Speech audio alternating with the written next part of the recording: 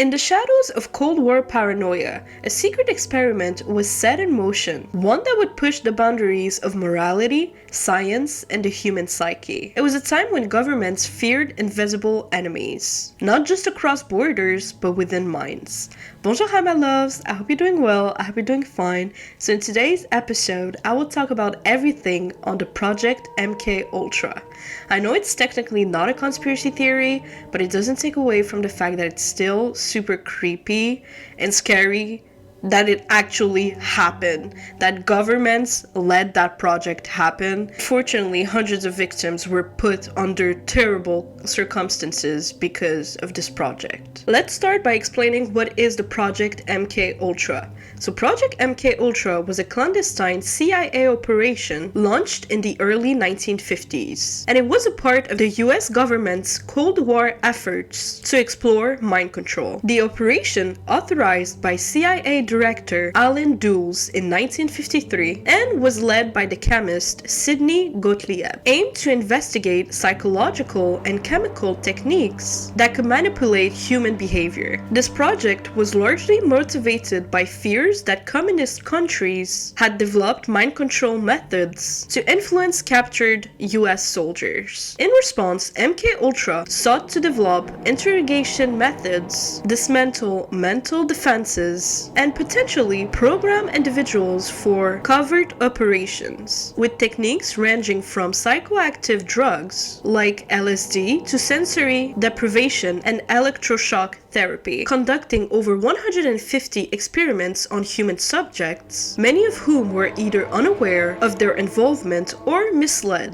MK Ultra operated over universities, hospitals, prisons, and other institutions in the US and in Canada. From prisoners to psychiatric patients, these experiments targeted vulnerable individuals, testing the limits of human cognition and behavior. While much of the documentation was destroyed, it is known that the project spanned from 1953 to 1964, officially concluding in 1973, though its true scale remains unclear. Now that you have a better idea of what was Project MK Ultra, you can, I hope, easily conclude and know that there were multiple scientific and ethical violations, which I am going to talk to you guys about right now. The experiments carried under MK Ultra were not only controversial, but also ethically indefensible. The majority of participants were drawn from marginalized groups such as psychiatric patients and drug addicts, which they were never informed of the true purpose of this project. In some cases, subjects were unknowingly administered hallucinogens, including LSD. And for those who don't know, LSD is a potent hallucinogen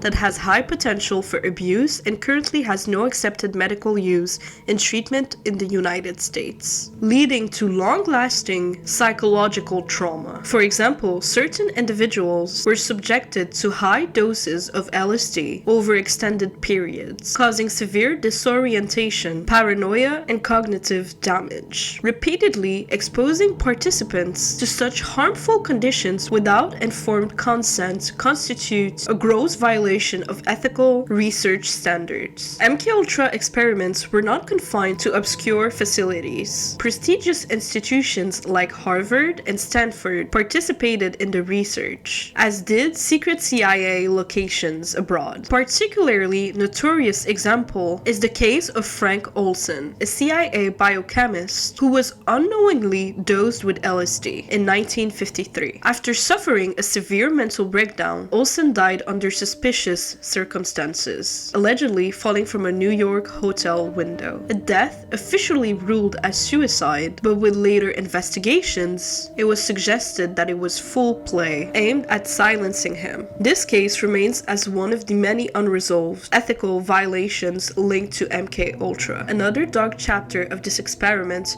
was unfolded at Lexington Narcotics Farm in Kentucky, where prisoners were given drugs like LSD in exchange for their cooperation. Similarly, in Canada, Dr. Ewen Cameron's experiments at the Allen Memorial Institute in Montreal, funded by the CIA, involved psychic driving, a technique using electroconvulsive therapy, which is a prolonged sleep, and heavy hallucinogens to wipe patients' mind. These extreme methods, often employed without consent, resulted in permanent cognitive damage for many participants, which can lead to losing crucial memories and even the ability to care for your family members, which is what happened to Esther Schreier. This would lead me to talk about the consequences a project such as MKUltra has on the human toll.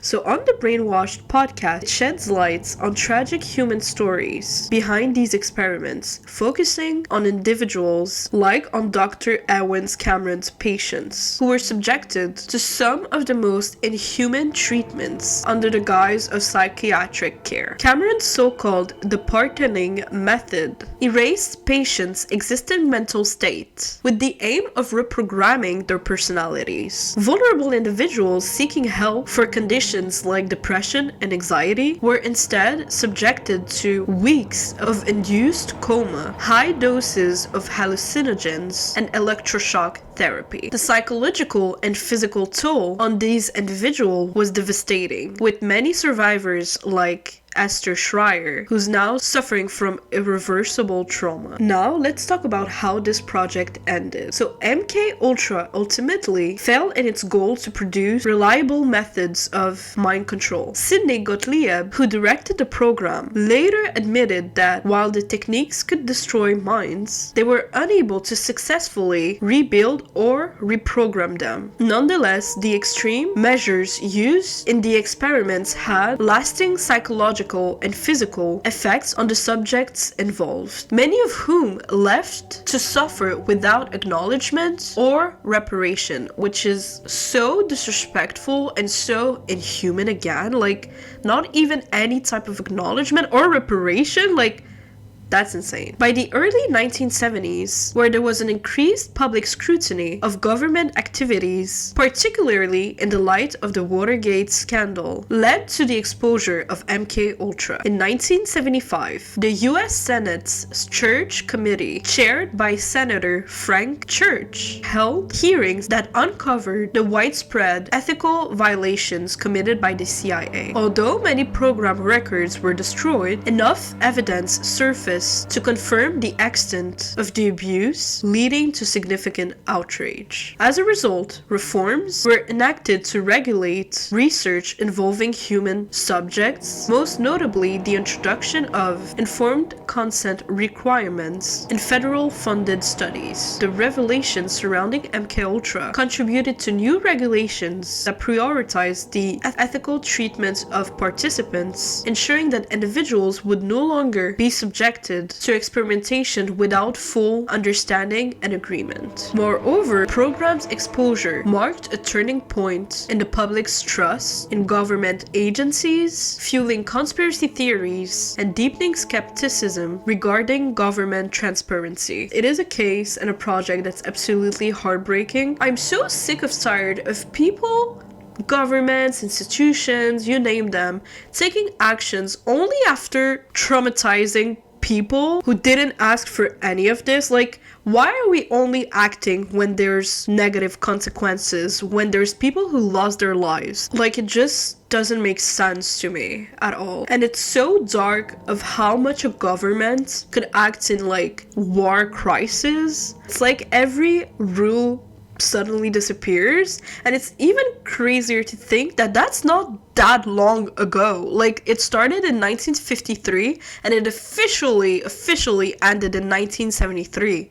Like, my father was born in 1972. Like, it's crazy to see how recent this event was in our timeline, and people who suffered from the MKUltra project, some of them are still alive and some of them are still living with the consequences and the trauma. Like, imagine like Esther Schreier that I said, who's like, a lot of her memories were just wiped up. and she lost the ability to care because they fucked up with her cognitive part in her brain. Like, that's so, it must be so heartbreaking to like not being able to care for your close family and friends. Like, this is insane.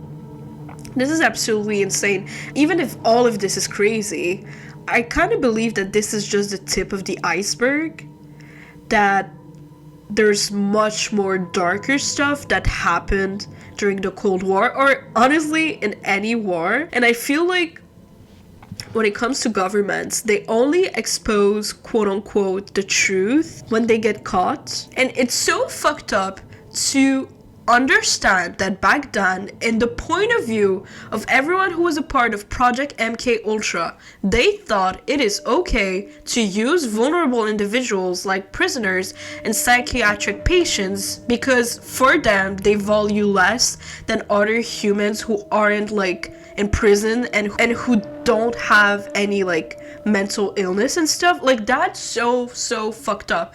And if one of y'all is like, oh, but prisoners, I don't think it's a problem to test on them, that's so fucking fucked up, because like the amount of innocent people who happen to end up in prison because they were falsely accused of a crime that they didn't do, based on racism, based on classism, based on so many other factors, that's crazy. So for you to say, if any one of y'all is saying that it's okay to conduct scientific researches on prisoners, you're actually disgusting.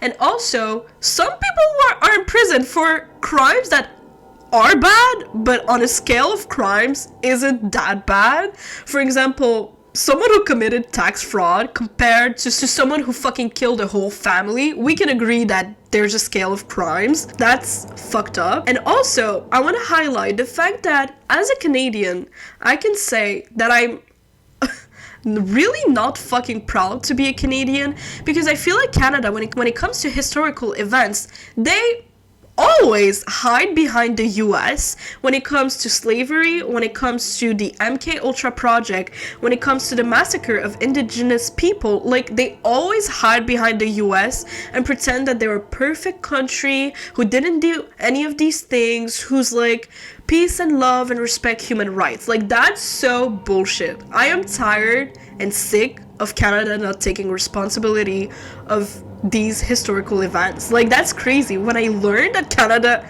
also like, not only Canada, fucking Montreal, I'm from that city, participated in such a disgusting scientific research is gross, honestly. And I've never was aware of that until researching for this video. So the legacy of MK Ultra has left a lasting mark on American culture, fueling distrust of government agencies and fostering conspiracy theories that persist to this day. Also, the program has been referenced in many popular media, such as the hit show Stranger Things on Netflix. Like, the whole storyline is heavily inspired by the Project MK Ultra, and it still remains as a heavy topic of fascination. It's important to know that the Project MK Ultra serves as a scary example of how government programs, in the name of national security, can spiral into ethical violations and human rights abuses. To this day, MK Ultra stands as a powerful reminder of the need for accountability and ethical oversight in government operations, especially those conducted under the veil of secrecy. So this podcast episode was kind of sad and dark. I hope that you learned